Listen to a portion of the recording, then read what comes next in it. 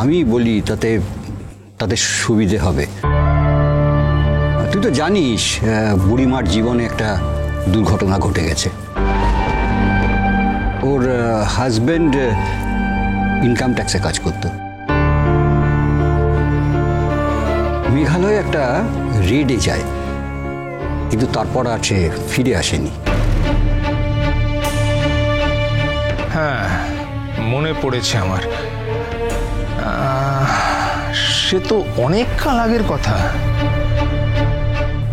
তারপর? হ্যাঁ, সে অনেক কাল আগেরই কথা, 20 বছর হয়ে গেছে। এরপর আমার বুড়িমা অনেক দুঃখ দুর্দশা নিয়ে ছেলে মেয়েদের মানুষ করেছে, শ্বশুরবাড়িতে থেকে তাদের বড় করেছে। এখন তারা দাঁড়িয়েও গেছে, কিন্তু এর মধ্যে কয়েকদিন আগে জামাই ফিরে এসেছে। তাই নাকি? আচ্ছা আচ্ছা, সেক্ষেত্রে কি আদালত থেকে, মানে 7 বছর নিরুদ্দেশ থাকলে যে আদালত থেকে একটা মৃত ঘোষণা করিয়ে নিতে হয়, সেটা করানো হয়েছিল?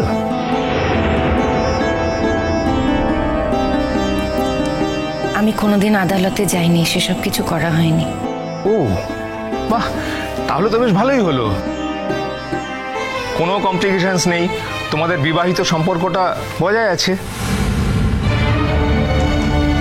এবং তোমরা আগের মতোই থাকতে পারো। এর মধ্যে তো কোনো কমপ্লিকেশনসই আসছে না।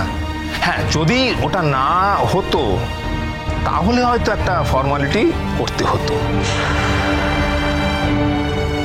শোন প্রাঞ্জল, আমি তোকে নিয়মটা বলে দিচ্ছি।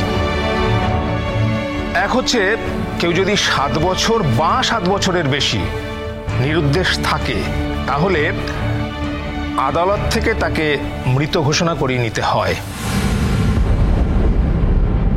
তাহলেই তার হাজব্যান্ডের সম্পত্তির সমস্ত অধিকার স্ত্রীর হয়ে থাকে।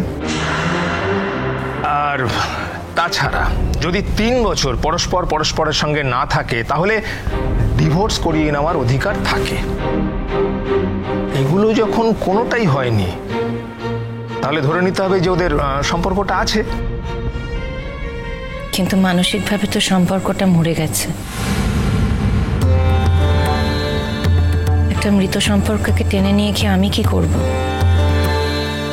তুমি কি চাইছো মা, সেটা তো তোমাকে খোলাখুলি বলতে হবে। আমি এই সম্পর্কটার মধ্যে বাঁচতে চাই না।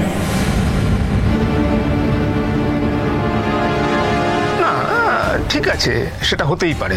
দেখো, এতগুলো বছর দুজন দুজনের কাছে নেই, সম্পর্কের মধ্যে একটা চড়া পড়ে যেতেই পারে। তো আচ্ছা, উনি কি বলছেন? উনি তো ফিরেই এসেছেন সংসার করবেন বলে, বাড়িতেই ফিরে এসেছেন এতদিন পরে। কোথায় ছিলেন এতদিন? সেগুলো না একটু ধোঁয়াশা আঙ্কেল। উনি বলছেন যে ওনার কিছুই মনে ছিল না, সেটা হতেও পারে, কিন্তু কোথায় ছিলেন সেই জায়গাগুলো কিন্তু পরিষ্কার নয়। দ্বিতীয়বার বিয়ে টিয়ে করেননি তো? না, সেরকম কিছু কিন্তু ও বলেনি।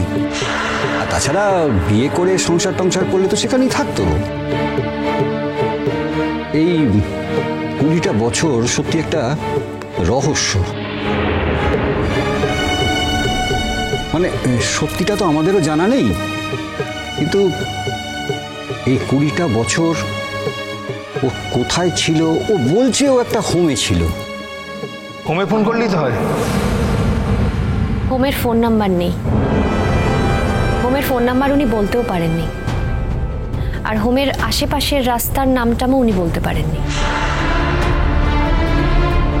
উনি শুধু এইটুকু বলেছেন যে ওনার সেন্স যখন ফিরে এসেছে তখন উনি ট্রেনে করে বাড়ি ফিরে এসেছেন এবং উনি নাকি হোম থেকে পালিয়ে এসেছেন। তবে হোমটা মেঘালয়ের হোমগুলোতে একবার খোঁজ করলে বুঝতে পারা যাবে না যে উনি কোন হোমে ছিলেন।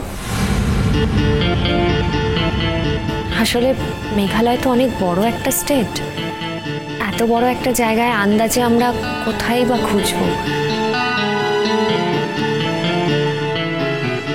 মেঘালয়ের সব হোমগুলোতে যদি চিঠি দেওয়া যায় তাহলেই তো বুঝতে পারা যাবে যে উনি এক্স্যাক্টলি কোন হোমে ছিলেন আর কিভাবে ছিলেন। যদি সন্দেহের কোনো অবকাশ থাকে তাহলে আমার বলার কিছু নেই। সবকিছু যাচ করে তবেই সিদ্ধান্ত নিতে হবে। আচ্ছা, এখন তুমি কি চাও মা? আজ আর আমি এই সম্পর্কটাকে স্বীকার করছি না। আসলে মাঝখানে 20টা বছর কেটে গেছে তো, এই 20টা বছরে মন মানসিকতা সবই বদলানোর কথা, মানে দুজনেরই বদলানোর কথা।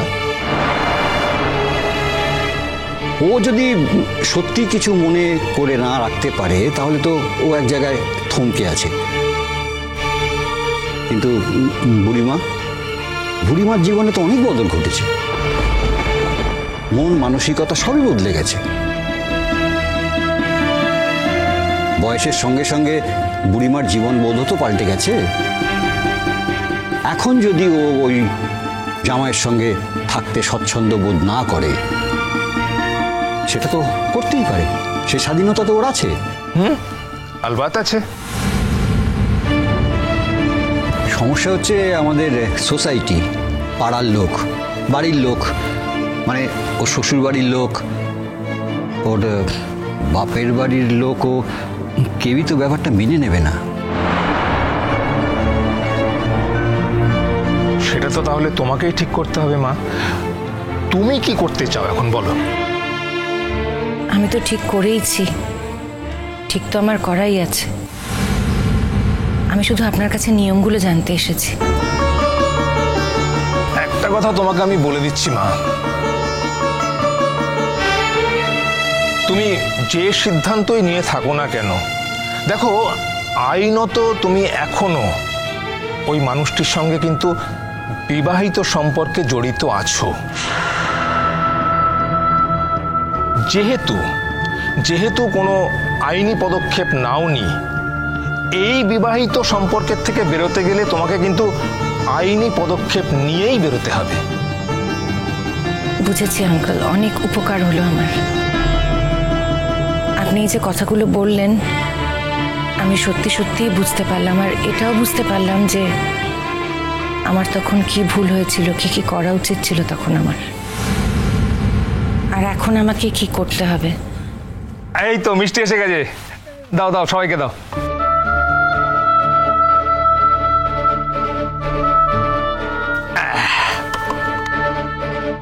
নে নে খা, মিষ্টি খা, নাও খাও, তোমরা খাও খাও। এত খাওয়া যাবে নাকি তোর? আরে খা না বাবা। আমি অল্প করে একটু খাচ্ছি। খাও মা খাও। আপনি এনেছেন তাই আমি একটুখানি ভেঙে নিচ্ছি। আপনি নিশ্চয়ই আমার মানসিক অবস্থাটা বুঝতে পারছেন। আমার এখন কিছুই খেতে ইচ্ছে করছে না, মানে বেঁচে থাকার জন্য খেতে হয় তাই। ঠিক আছে, আমি একটু ভেঙে। বেশ, তাই খাও।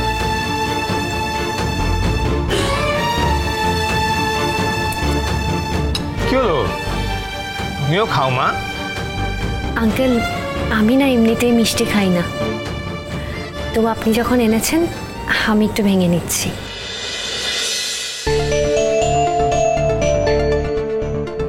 সিচুয়েশনটা খুবই কমপ্লিকেটেড। দেখ, দরকার হলে আমি কিন্তু তোকেই কন্ট্যাক্ট করবো। অবশ্যই করবি। আমার পক্ষে যতদূর সম্ভব আমি এই কেসটায় সাহায্য করব। আচ্ছা, এমন যদি হয় যে উনি আমাকে ডিভোর্স দিতে চাইলেন না? হতেই পারে, সেক্ষেত্রে কন্টেস্ট হবে, তোমাকে ফাইট করতে হবে। ঠিক আছে আঙ্কেল, আসি তাহলে আজকে। এসো।